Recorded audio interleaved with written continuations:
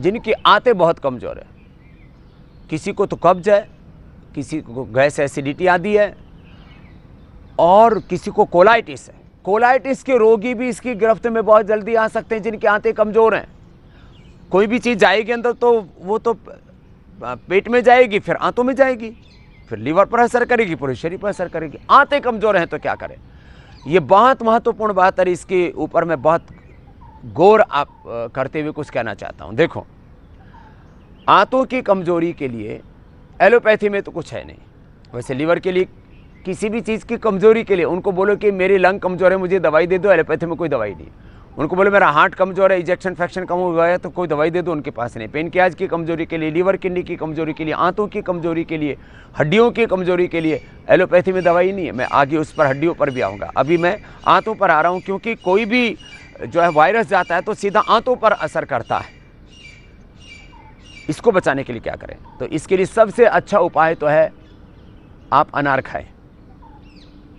एक अनार 100 बीमार वाली जो कहानी है, ये ऐसी साधारण नहीं है, क्योंकि बहुत बातें हो रही हैं, लेकिन इंटेस्टाइन के ऊपर, आंतों के ऊपर कोई बात ही नहीं हो रही है। पूरे कोरोना के अंदर से आंत वाला पोर्शन गायब है। ऐसा नहीं हो सकता भाई।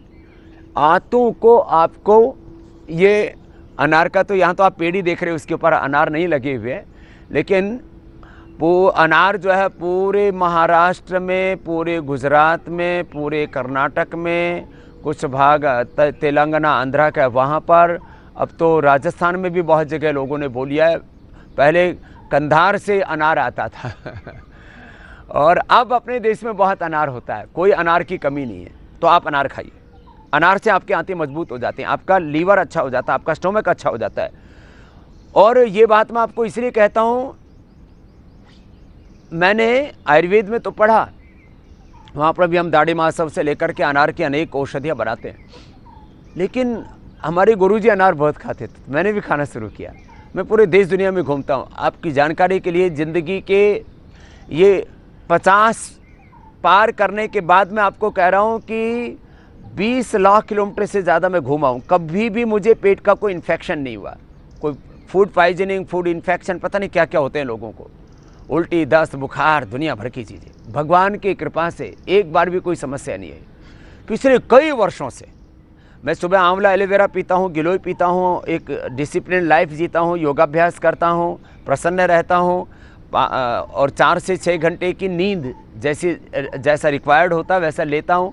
एक डिसिप्लिन लाइफ जैसी जीनी चाहिए, क्योंकि धी धृति स्मृति की विकृति, इसको प्रज्ञापराध कहते हैं, आहार निद्रा ब्रह्मचर्य, इसको स्वास्थ्य के 3 आधार कहते हैं। मैं इन सबका ध्यान रखता हुआ आपको एक बात ये कहता हूँ कि पेट में जैसे मुझे लगा कि कई बार ऐसा हुआ कि रात्रि जागरण हो गया, 2-2, 3-3 दिन तक सोने के लिए ठीक से व्यवस्था नहीं बन पाई, समय नहीं मिल पाया, या खान पान में भी ऐसा हुआ कि उसकी व्यवस्था ठीक नहीं बन पाई।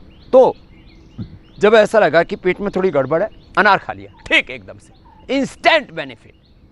दूसरी चीज़, जिनको कोलाइटिस है, कुटजारिस्ट और कुटज घनवटी 2-2 गोली खिला दीजिए, इंस्टेंट रिजल्ट, लेते ही दवा, तुरंत लाभ। ये बहुत बड़ी बात मैं कह रहा हूँ। एलोपैथी में कोलाइटिस का कोई इलाज नहीं। आंतें कमज़ोर हैं, बार बार आपको टॉयलेट जाना पड़ता है, आंतों की इम्यूनिटी खत्म होने का नाम ही कोलाइटिस है।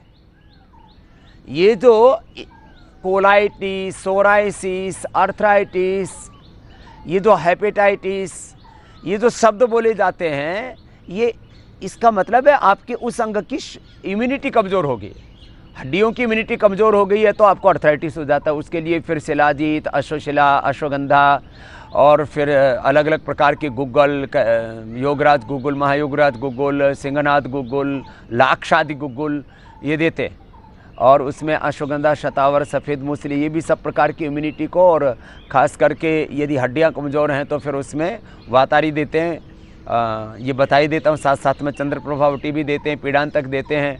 और वात के लिए सबसे अच्छा गिलोय तो त्रिदोषनाशक है, वात पित्त कफ तीनों में काम आता, मैंने अभी थोड़ी देर पहले कहा था आपको।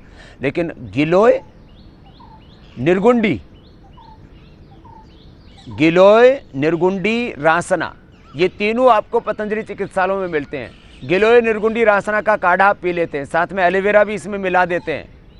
और किसी के घर में हार श्रृंगार पारिजात होते, 5 चीज़ें ले, निर्गुंडी रासना, ये क्वाथ हम आपको उपलब्ध कराते हैं। गिलोय का भी क्वाथ हम उपलब्ध कराते हैं पतंजलि चिकित्सालयों में। निर्गुंडी, गिलोय, रासना, और इसमें हार श्रृंगार और मिला दें, और जो है एलोवेरा। तो 5 चीज़ों से तो आर्थराइटिस, मैंने कहा हड्डियों की कमजोरी पूरी तरह से ठीक हो जाती है। वो एक अलग विषय है, उसको हम बाद में भी लेंगे। तो मैं कह रहा था जिसके अंत में इसी से लगता है वो क्या, उस अंग की कमजोरी है। तो आंतों की कमजोरी को कोलाइटिस, इसके लिए कुटजारिस्ट और कोटज घनवटी 2-2 गोली। कुटजारिस्ट 4-4 चम्मच दवा, 4 चम्मच पानी। कुटज घनवटी और साथ में चित्तकारदी वटी भी दे दे तो डाइजेशन भी अच्छा हो जाता है। इसको इंडाइजेशन, अपचन बोलते हैं। तो कुटजारिस्ट 4-4 चम्मच दवा, 4-4 चम्मच पानी मिला करके पी लिया। कोटज घनवटी और चित्र का आधी वटी 2-2 गोली खाने के बाद ले ली। अनार, आप वैसे बार बार हमने कहा कि भोजन में आप यदि खाने से पहले सलाद, जो भी खीरा, टमाटर आदि जो भी आप खाते हैं, गाजर, मूली आदि, मूली भी बहुत अच्छी होती है लीवर के लिए, आंतों के लिए, डाइजेशन के लिए। तो जो भी सलाद आप खाते हैं और फल, सेब, पपीता आदि, उसमें अनार खा लिया करें। अनार खा करके और उसको चबा करके खाएं। जिसको फाइबर भी अनुकूल पड़ता है तो इतना चबाएं कि फाइबर जो है वो एकदम बारीक हो जाए, उतना खाएं।